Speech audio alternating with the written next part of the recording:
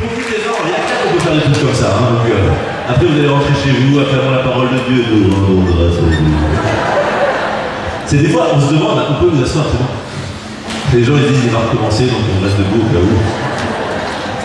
Et il faut être en cohérence. Quand on dit acclamer, c'est acclamer. Acclamer la parole de Dieu. Quand on acclame la parole de Dieu, c'est qu'on y reconnaît, elle est douce comme le miel, elle peut créer l'amertume de faire la vérité en nous, mais aussi elle a la puissance. Elle est la puissance, elle est le glaive de l'Esprit Saint, elle est là pour ta parole, Seigneur. Elle fonde ma foi, elle fonde ma vie.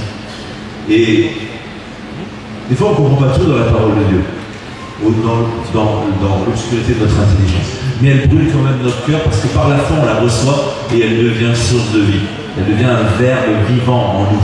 Et on sait que quand on la lit, peu importe l'intelligence, des fois on lit Saint Jean ou on lit Saint Paul, et je ne comprends rien. Il y en a plein qui disent ça. Peu importe, continue de le lire comme si tu sèmes. Quand tu vois une graine, tu te dis c'est une graine. Et une graine de courge ou une graine de... je sais pas quoi, ça se ressemble beaucoup. À part qu'il y en a une grosse et une petite. Mais tu ne sais pas ce que ça va produire après. Et en fait, quand tu sèmes la graine, sème la graine. Et la parole de Dieu, c'est ça. Tu sèmes dans ton cœur.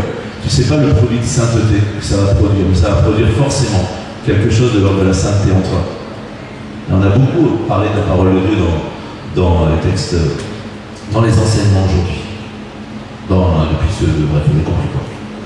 Début de la conférence. Il est un peu tôt quand même, vous avez remarqué.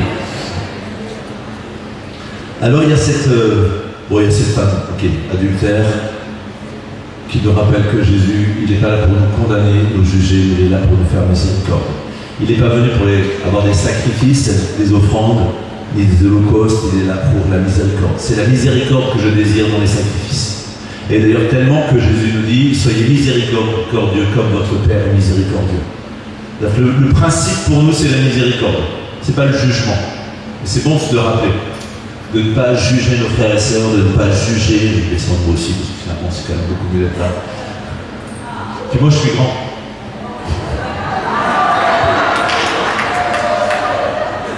Ok, je vais me cacher. Et la miséricorde, il faut se le rappeler, de la même manière qu'on est pardonné par le Seigneur tout le temps, nous devons aussi pardonner à ceux qui nous ont offensés. C'est ça, être miséricordieux. C'est la miséricorde que je veux. Ça veut dire je veux vous faire miséricorde en tout temps, en toutes circonstances, en permanence.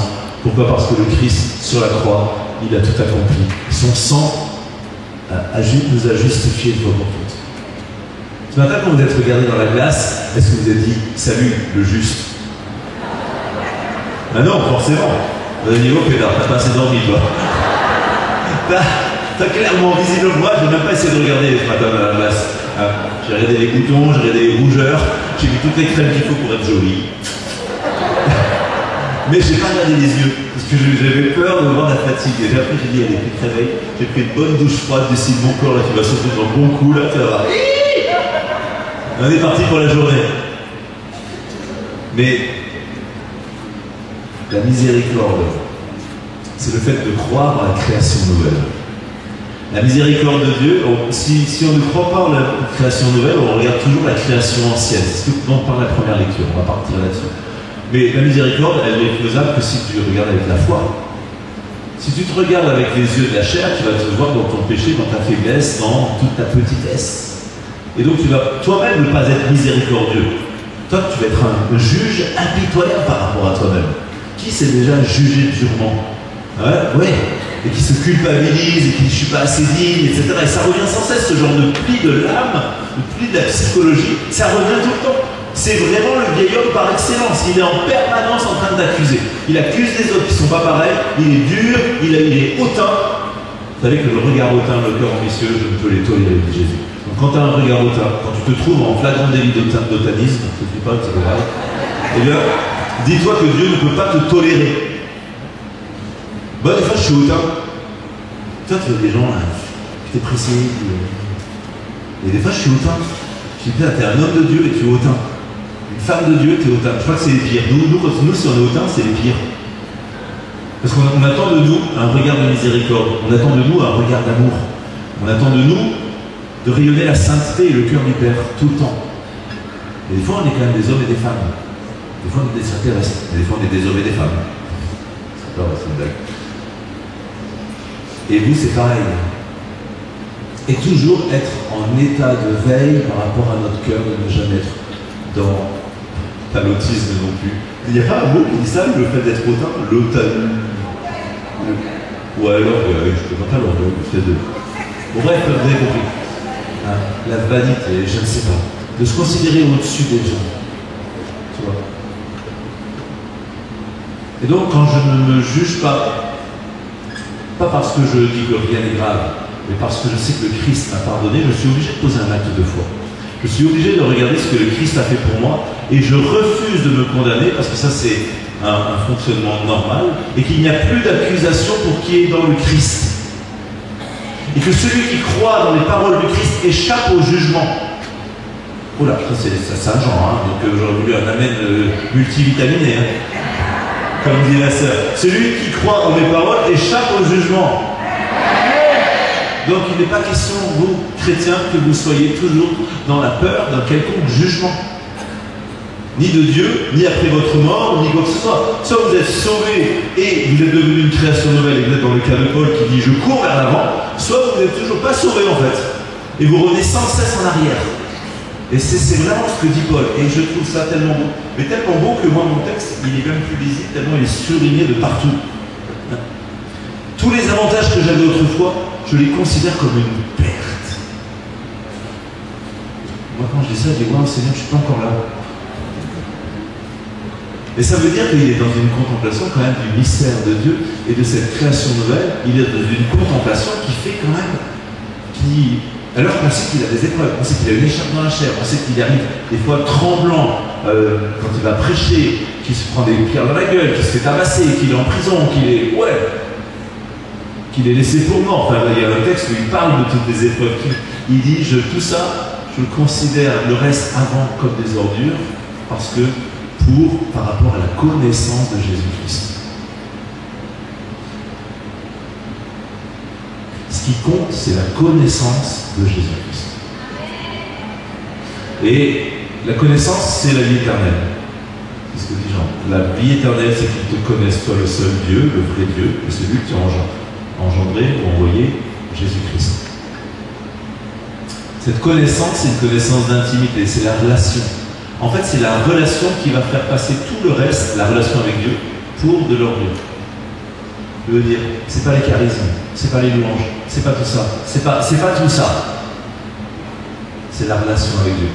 Quand vous allez partir de la conférence, ça c'est bon, ça c'est waouh. Tu sais, c'est comme quand tu passes le Karcher sur ta voiture, qu'elle est toute dégueulasse là. Ça enlève toute la... et elle redevient toute belle.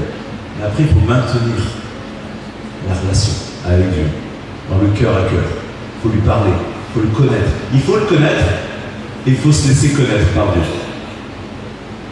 Vous savez, il y a un passage qui marque toujours, qui revient sans cesse. C'est quand, je ne sais plus dans quel passage, mais où c'est par rapport au jugement, ils disent « N'est-ce pas en ton nom qu'on a chassé les démons, n'est-ce pas en ton nom qu'on a guéri les malades, n'est-ce pas en ton nom qu'on a... » Et il dira « En vérité, je ne vous connais pas.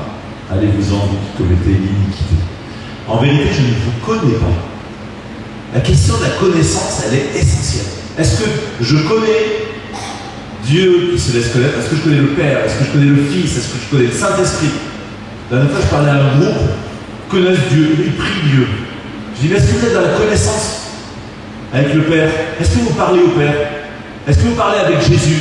Est-ce que vous parlez avec le Saint-Esprit? Ou est-ce que vous parlez avec Dieu comme ça? Mais est-ce que vous aimez l'un? Est-ce que vous aimez l'autre? Est-ce que vous aimez le troisième? Est-ce que vous dites, je t'aime papa, je t'aime Jésus, je t'aime Saint-Esprit?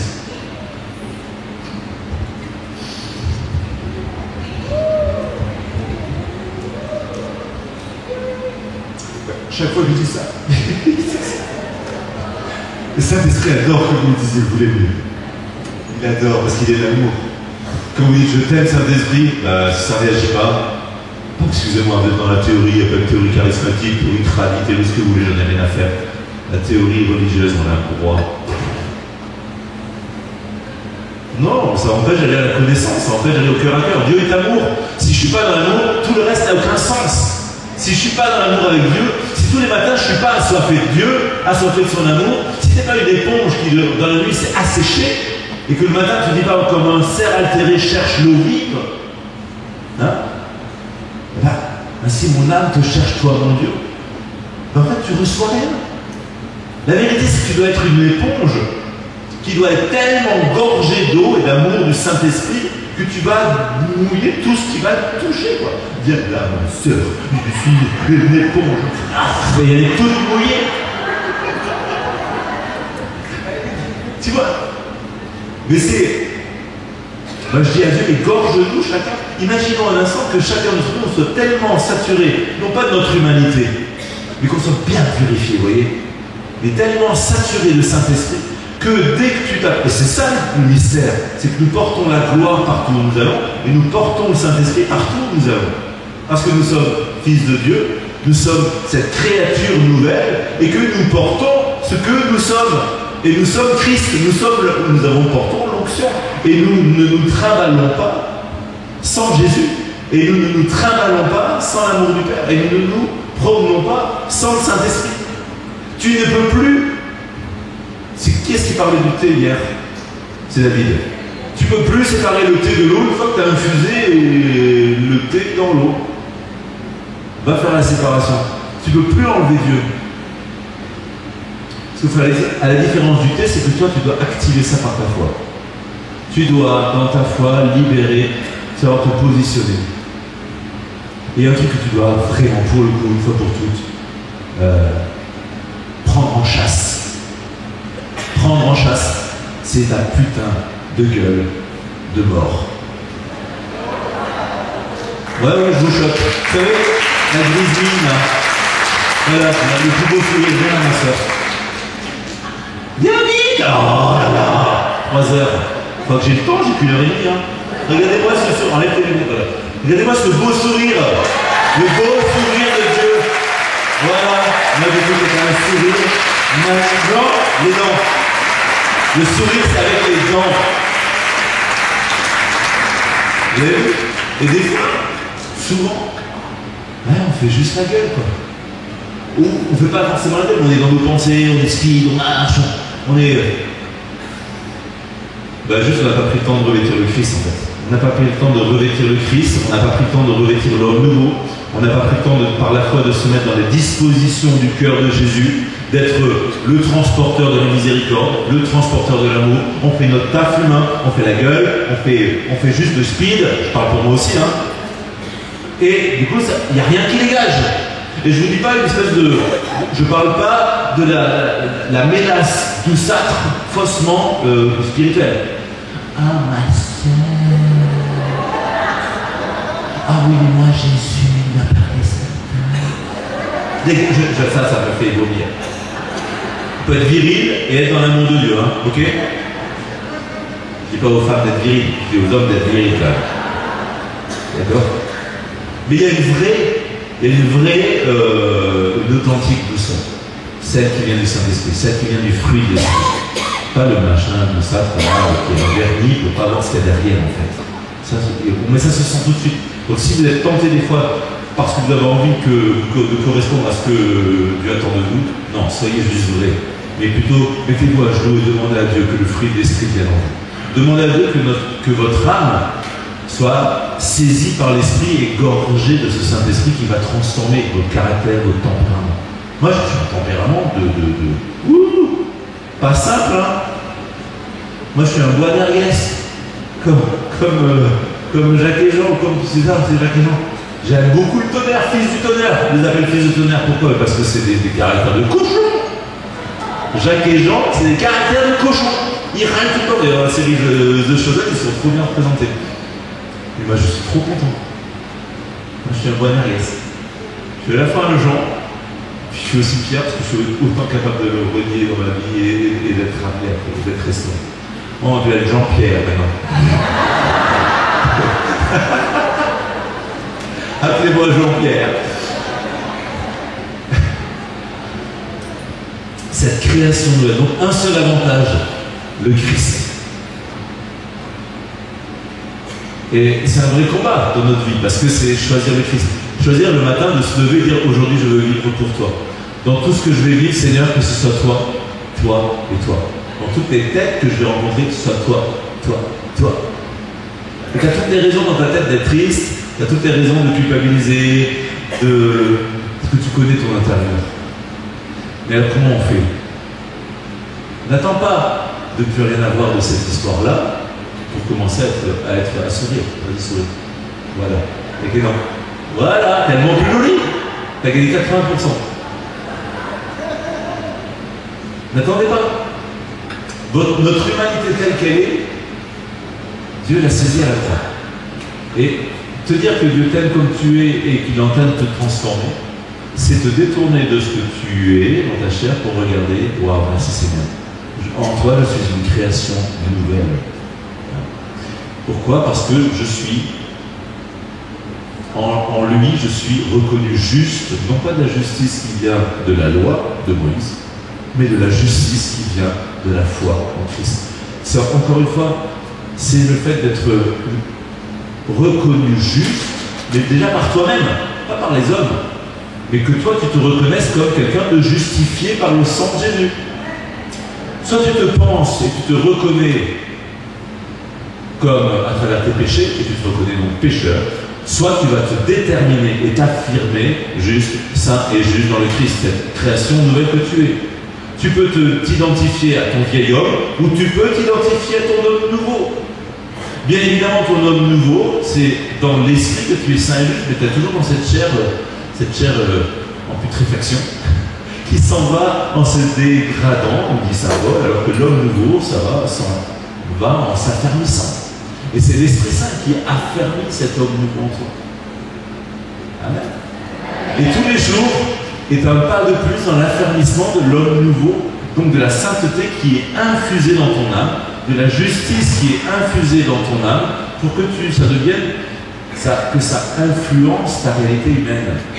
Oh, tout ça c'est un processus de grâce. Tu y es pour rien. Dieu a tout accompli à la croix. Dis à ton voisin, Dieu a tout accompli à la croix.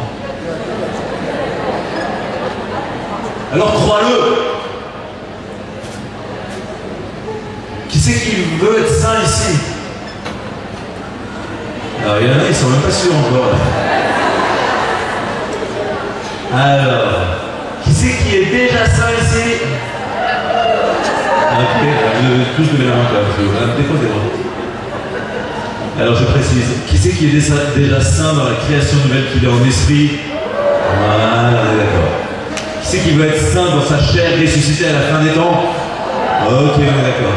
Et entre les deux, il y a un processus de transformation. Voilà. On est déjà saint dans l'esprit et il y a le processus de transformation et à la fin on sera saint aussi dans une chair qui sera ressuscitée. Et entre les deux, il faut tenir par la foi, il faut libérer un flot du Saint-Esprit, il faut libérer, c'est ce que dit la première lecture qu'on a entendue. Et génial. Aujourd'hui, je pourrais parler 2 heures, je ne vais pas le faire.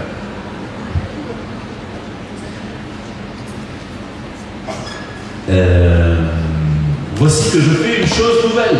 Elle germe déjà. Ne la voyez-vous pas? Et la question, elle est excellente. La chose nouvelle qui germe déjà, c'est la sainteté et la justice que tu as en toi. C'est le couronnement de gloire et d'honneur. C'est le fait que tu sois fils de Dieu, que tu règnes.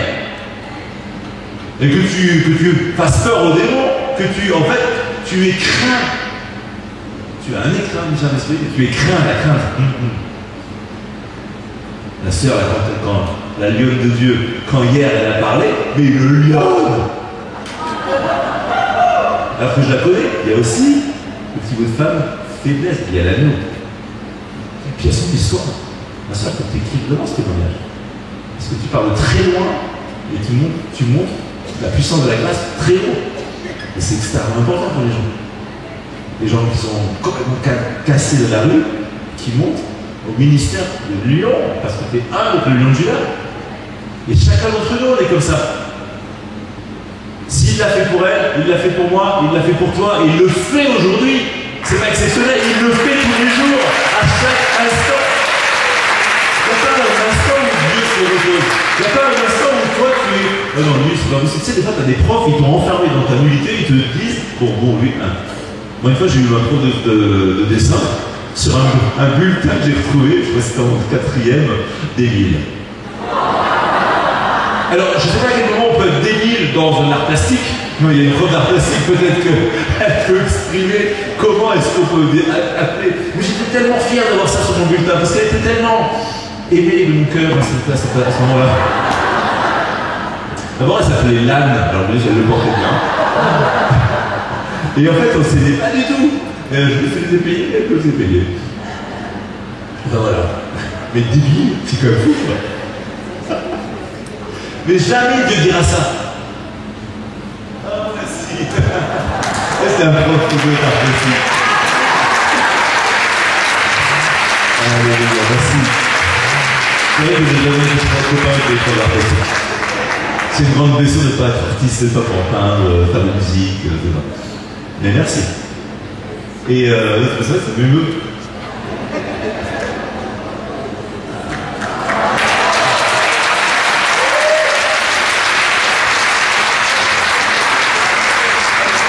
Mais lui, il a un charisme. Les mecs qui étaient blessés, allez vous faire prendre dans ses bras. Lui, il a un truc qui dégage, il a une bénédiction pour les hommes. Tu vas voir tous les mecs qui vont venir te faire des bisous. Ok. Et il fait jamais Dieu ne te dira ok, toi t'es trop pécheur, t'arrêtes pas de chuter, t'es toujours dans tes problèmes, t'arrêtes pas de retomber dans les mêmes travers. Ce que vous dites toujours en confession avant Pâques. Mon père, moi j'ai un problème avec les confessions parce que je retombe toujours dans les mêmes choses. Mais moi aussi. Moi je leur dis ça, je me regarde, vous allez.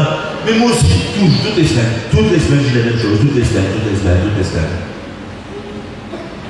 Dieu n'attend pas que tu fasses, que tu n'aies plus rien. Tu ne fais pas une confession en disant ah, mon père, cette semaine, j'ai rien fait. Je suis trop fier de moi. Tous ces gueux là à côté. Voilà, tu t'es ramassé la gueule dans ton orgueil spirituel.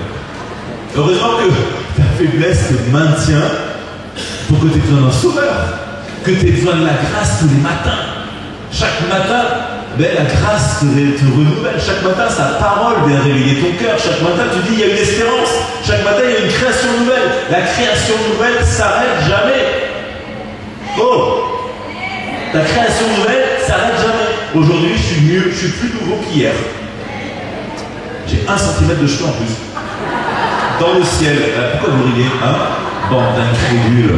Au ciel, j'ai une tignasse dorée, glorieuse. Ouais.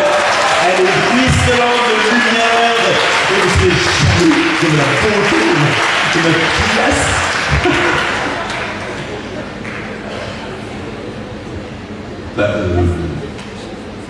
On n'est pas chaud au ciel, hein. Pas normal, je ne suis pas fait pour tomber en fait d'ailleurs. Et le texte d'Isaïe nous dit, alors je ne sais pas quand est-ce que j'ai commencé, mais moi, tu me calmes avec ta guitare. Ne la voyez-vous pas, hein? Ne la voyez-vous pas. C'est une invitation à voir la chose nouvelle qui est en germe. Oui, la sainteté est déjà là. Le mystère de Dieu, la justice et la sainteté que je suis, Saint Jean-Michel, justifié par le sang de Jésus, sanctifié par l'Esprit, c'est déjà là. Comme tout à l'heure, on va dire, je prends en l'église une sainte. Pourtant, dans l'église sainte, catholique, universelle, il y a eu plein de merde ces derniers temps et depuis tout le temps. Soit les Borgia, soit voilà, les scandales qu'on a eu dernièrement. Et on dit, ouais, elle est sainte, l'église. Oui, non, elle est sainte dans son mystère, parce qu'elle est déjà la création nouvelle de la résurrection, l'épouse du Christ est sainte. Et dans l'humanité, elle est sainte en devenir comme vous. Alors arrête de te regarder, c'est déjà là. Mais ne le vois-tu pas? La question c'est, avec quels yeux tu regardes? Avec les yeux de la foi ou avec les yeux de la chair qui fait que tes cheveux blandissent, tombent, etc. Et cette belle barbe de Moïse, que j'aurais mis bien noire et plutôt blanche en fait, donc dégueulasse. Mais ne vois-tu pas la beauté de l'enfant de Dieu que tu es? Et ça c'est vraiment un travail de foi, de te regarder dans la glace et dire je reconnais devant toi le prodige, l'être étonnant que je suis. Quelle merveille! T'es beau Jean-Michel, Yaha! Fils bien-aimé de Dieu. Tu vois? Tu dois faire ça. Ok. Et la suite, c'est ça. C'est que cette création nouvelle, je fais toute chose nouvelle, je vais faire passer par un chemin dans le désert des fleuves d'eau vive. La création nouvelle, c'est le Saint-Esprit. C'est ce fleuve qui passe en toi. Ce flot du Saint-Esprit, tu l'as. Libère-le. Ce matin, qui a pris une douche? Pas grand monde en fait. Ah merde. C'est pour ça, on va ouvrir les portes du chapiteau, ça va schlinguer dans pas longtemps. Il y en a qui sont en train de laver les dents, parce que le pire c'est les dents quand même. Hein. Vous n'avez pas pris une douche ce matin? Ah bon, vous levez la main, mais chérie, d'être fatigué. Allez, on lève tous la main, on se lève tous. Et, mais vous avez fait quoi? Vous avez ouvert un robinet? Ouais. Vous avez tourné un boutonnier. Peu importe, chaude ou froide. C'est pareil avec le Saint-Esprit dans ton âme. C'est ta foi qui libère le flot du Saint-Esprit. Tu as la source en toi. Celui qui croit en moi, des fleuves d'eau vive jailliront de son cœur, de son sein. Mais ça veut dire que c'est toi qui vas libérer le flot du Saint-Esprit. Tu as la connexion, tu as l'EDF qui est là. C'est EDF, c'est quelque chose, c'est l'eau. On s'est ouvert au gars, bref, peu importe. Tu as l'eau vive de Dieu par ton baptême. Mais si tu n'y crois pas, tu peux rester devant ta douche et dire, pétard, qu'est-ce que je pue? Qu'est-ce que je pue du péché? Qu'est-ce que je pue de ma misère? Qu'est-ce que je pue de ma laideur? Qu'est-ce que je pue de mes cheveux crasseux? Qu'est-ce que je pue? Qu'est-ce que je suis misérable? On dirait un pouilleux. Et je suis puis ma vie n'a pas de sang. Et c'est dégueulasse, j'ose pas sortir tellement je suis sale. C'est ce qui se passe à un moment donné quand tu libères pas le Saint-Esprit dans ton âme. Ton âme devient un repère de chacal et d'autruche. C'est le terme biblique. Les chacals, c'est les mecs, les autruches, c'est les dames. Ça, c'est les pauses pour vous faire avec. Non, libère le flot du Saint-Esprit. Il n'y a rien de mieux le matin que de dire Saint-Esprit, vas-y. Tu libères. Tu libères ton âme. Tu libères dans ton âme un flot qui lave, qui fait partir tout. Le matin, tu te fais des bains de bouche. Le matin, tu te rinces les dents. Le matin, tu fais passer un flot dans tes dents. Sinon, tu pues du bec. T'as de la matière qui se dépose sur la langue, etc. Et ça sent mauvais. Non, pas toi, mais c'est bizarre.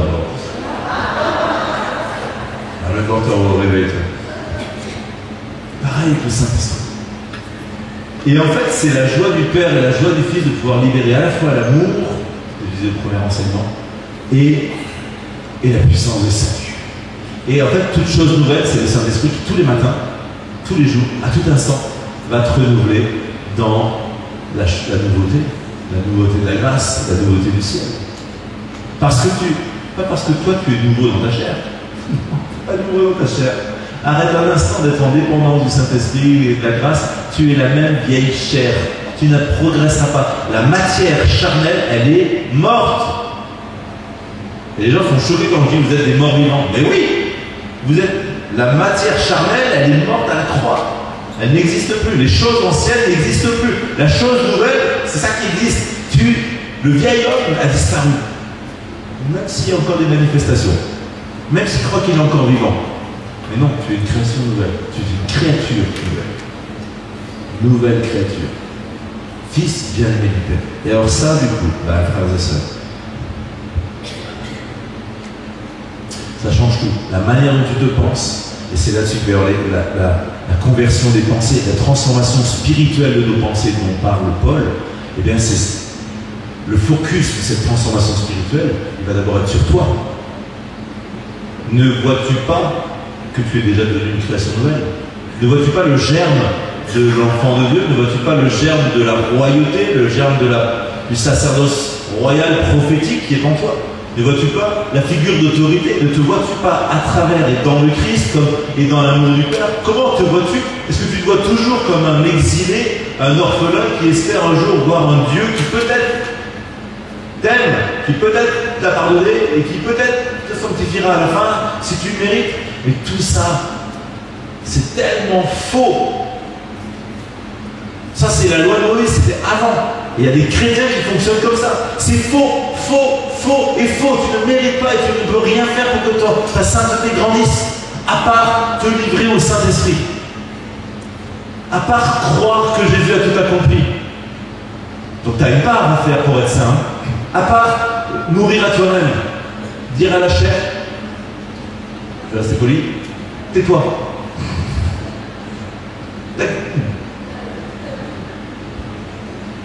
D'accord?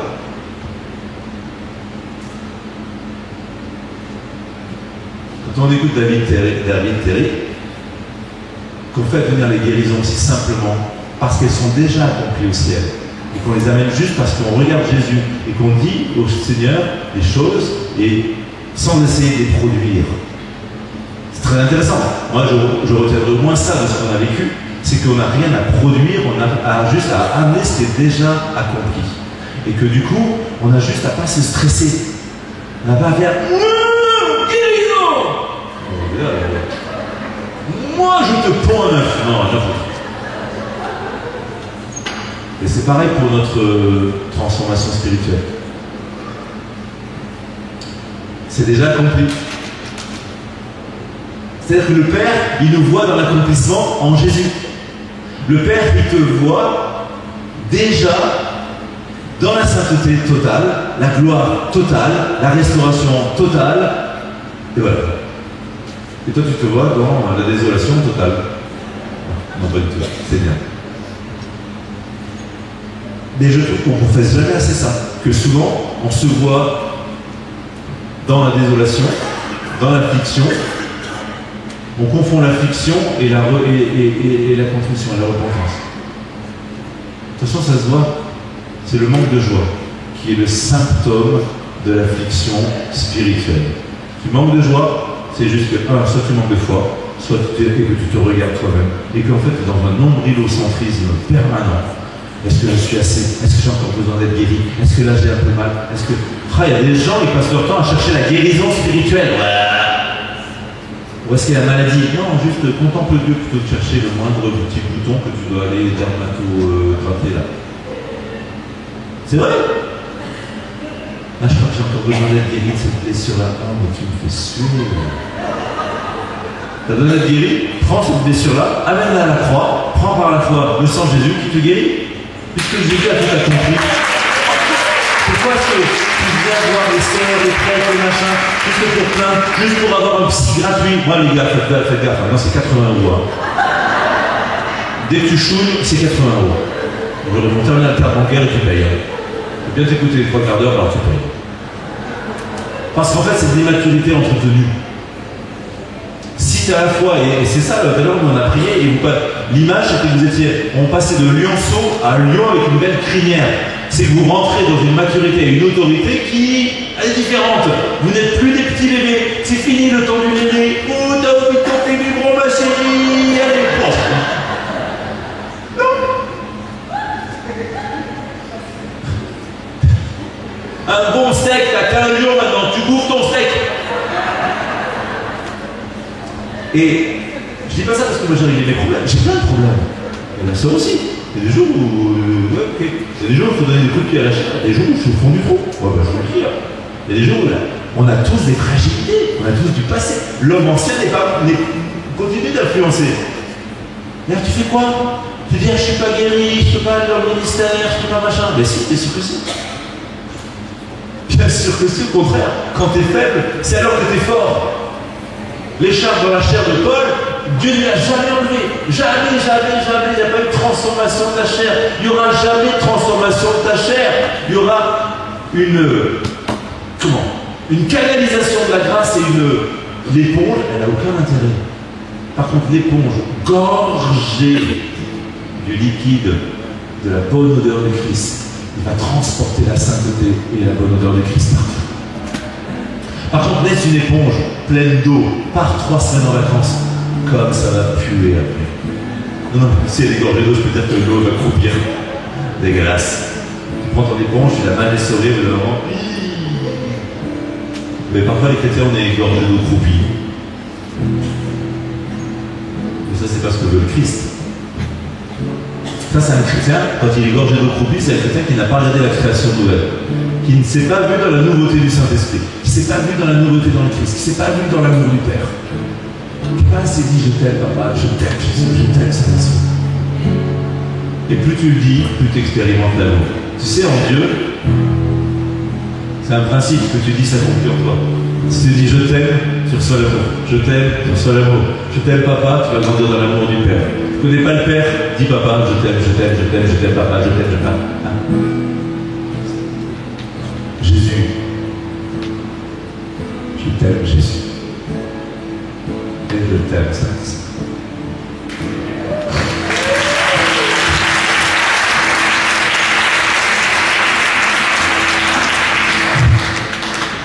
faut dire plus souvent je t'aime au Saint-Esprit. Hein.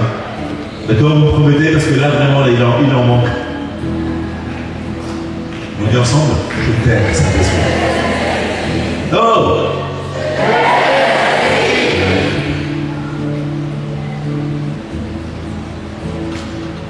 Et donc, cette prophétie d'Isaïe nous dit que ce fleuve, il va passer dans les lieux arides, il va passer dans ce monde. Ça, c'était pour nous. Une fois qu'on a bien compris ça et qu'on le vit comme une priorité de nos vies. Cherche d'abord le royaume de Dieu et sa justice. Et tout le reste, Dieu s'en occupe. Et après, les fleuves arides, ils vont passer à Toulon. Ils vont passer à l'Acro, la mégapole. Ils vont passer dans tous les zones. Ils vont passer à l'Assemblée nationale. Ils vont passer à l'ONU. Ils vont passer dans toutes les zones où toi tu vas intercéder et où Dieu il veut changer. Et vous, les bêtes sauvages, me rendront gloire. C'est-à-dire ceux qui sont là à aboyer, à vouloir déchiqueter les dents, là, qui viennent de vouloir, ces chiens qui déchirent la chair, ceux qui en veulent au corps de Christ, ceux qui veulent nous détruire, ceux qui veulent massacrer les chrétiens, ceux qui sont en opposition à Dieu parce qu'ils sont animés par des démons ou sous l'influence des démons, ils me rendront gloire. Oh! Et ça, vous devez rentrer dans cette vision. C'est que les choses nouvelles, c'est pas que en vous et on n'est pas juste à se centrer sur soi. C'est que Dieu est en train de faire des choses nouvelles dans le monde pour installer sa gloire. Et il est temps, frères et sœurs, comme on est en les temps les derniers, et on le voit avec tout ce qui se passe aujourd'hui, frères et sœurs, il est temps de se réveiller et d'arrêter de se nombrilo-centrer, parce que si Jésus revient maintenant, il y a trop de pertes. Ok, amen. Et donc, il est temps que l'épouse se lève et intercède et libère le fleuve dans la ville où vous habitez. Libérez le fleuve dans vos quartiers, libérez le fleuve dans vos maris qui sont athées, libérez le fleuve dans tout, libérez le fleuve. Oh oh! Franchement, la vie chrétienne, c'est pas la passivité. Hein. Je vous rappelle que ceux qui suivent le Christ n'ont pas d'endroit où le Fils de l'homme n'a pas d'endroit où reposer la tête. Si tu as décidé de suivre le Christ et de rien foutre, c'est pas possible ça. Tu dois intercéder. Une voix se lève. Tu dois être un veilleur. Tu dois être quelqu'un qui monte sur la brèche et qui proclame les merveilles de Dieu. Pas qui proclame les problèmes de l'Église. Pas qui proclame la dureté des hommes. Pas qui proclame la montée du fanatisme. Qui proclame la création nouvelle. Même si on ne voit pas. Est-ce que tu la vois? C'est tes vents de tête. Est-ce que tu vois le germe? Parce que tu puises en Dieu et tu fais advenir les choses de Dieu. Amen ou pas amen? Amen ou pas, prophète? Plus fort. Amen. Tu dois voir les choses de Dieu parce qu'elles sont contenues dans l'Écriture et tu les fais venir. Amen. Tu dois proclamer la conversion de Macron. Tu dois proclamer la conversion de Trump. Tu dois proclamer les choses qui te paraissent complètement. Alors c'est pas bien de parler de la politique et la religion. Mais qui parle de religion? Je te parle de création nouvelle. Je te parle de la création, je te parle des fils de Dieu, je te parle de l'église rayonnante qui vient sur la terre. Je te parle d'intercéder prophétiquement et de changer ta vie et changer la vie des autres. Je te parle d'être un canal de puissance, que ta bouche libère, parce que ta bouche a la capacité de libérer. Mais arrête de sortir de ta bouche des complaintes de misère là. Oh, toi tu dis pour rien, je sais pas pourquoi je te regarde, je dis toi tu la regardes, elle te dit mais qu'est-ce que j'ai moi? C'était juste au premier rang, pardon. Vous comprenez? Et chérie, je me dis ça moi-même, on n'est pas assez les bras levés comme Moïse à déclencher la victoire de la bataille. Et alors on va se lever. Alors c'est sûr sur les 3 heures on va se lever, on va s'asseoir. Ah, asseyez-vous. Ah ouais. Vous êtes prêts? 1, 2, 3, on va se lever. Ah, ça j'aime, ça j'aime. Ça c'est, hein, on se lève tous pour Jésus. Allez, levez les mains. Non, levez les mains. Ça fait mal de lever les mains. Parce que des fois l'intercession elle fait mal. Ton souvenir d'arthrose, tu vas la guérir en même temps. Parce que la louange de Dieu, quand Moïse avait les mains en l'air comme ça, Israël qui combattait gagnait. Quand il fatiguait, quand il relâchait, Israël derrière. La vie remontait. Seigneur, nous voulons te remercier et déclarer les choses nouvelles que tu as accomplies. Nous voulons, Seigneur, déclarer sur nos vies cette création nouvelle. Nous voulons, Saint-Esprit, Que Dieu affermisse notre âme, que Dieu affermisse et transforme nos pensées. Nous voulons nous penser dans cette création nouvelle. Nous voulons nous penser dans la nouveauté de ce que tu as fait à la croix, de ce que tu as fait, Saint-Esprit, ce que tu fais aujourd'hui. Nous voulons nous penser dans le rayonnement de Christ dans l'Église, dans le rayonnement de Christ en nous. Et nous voulons libérer ta gloire dans nos familles. Nous voulons libérer ta gloire dans votre couple. Nous voulons libérer la gloire dans la région, dans votre travail. Libérer la gloire. Et peut-être que vous allez pouvoir voir, on peut même parler maintenant. À 3, libérer la gloire et intercéder là où vous voulez voir un changement. 1, 2, 3. Seigneur, je libère la gloire. Allez! Je libère la gloire dans la vie pasteur. Je libère la gloire dans l'église catholique. Je libère la gloire dans l'église protestante évangélique, dans toutes les églises. Je libère la gloire dans le monde politique. Je ne vois pas mon œuvre. Intercéder, libérer la gloire. C'est comme si vous étiez un tuyau bouché si vous ne parlez pas. Libérer la gloire. Libérer la gloire. Libérer la gloire. Allez-y. Je libère la gloire sur la maladie. Je libère la gloire pour que tout s'en aille dans le nom de Jésus. Je libère la gloire. Je libère la gloire sur les blocages intérieurs. Je libère la gloire, Seigneur. Je libère la gloire. Alléluia. Pour tous ceux qui ne me connaissent pas, vous avez forcément des amis qui ne croient pas en Dieu. Je libère la gloire dans le cœur, dans la vie de mes amis qui sont athées, païens. Je libère la gloire, Seigneur, pour qu'ils puissent te rencontrer. Je libère la gloire, Seigneur, afin qu'ils puissent te connaître. Je libère le flot du Saint-Esprit dans les lieux arides. Tout ce qui est aride en France, en Europe, dans le monde, Seigneur. Je libère ta gloire. Je libère le flot du Saint-Esprit. Répands-toi, Seigneur. Et je libère la gloire contre toute force occulte, contre toute force démoniaque, contre toute force de franc-maçonnerie. Je libère ta gloire contre toute sorcellerie, contre toute magie.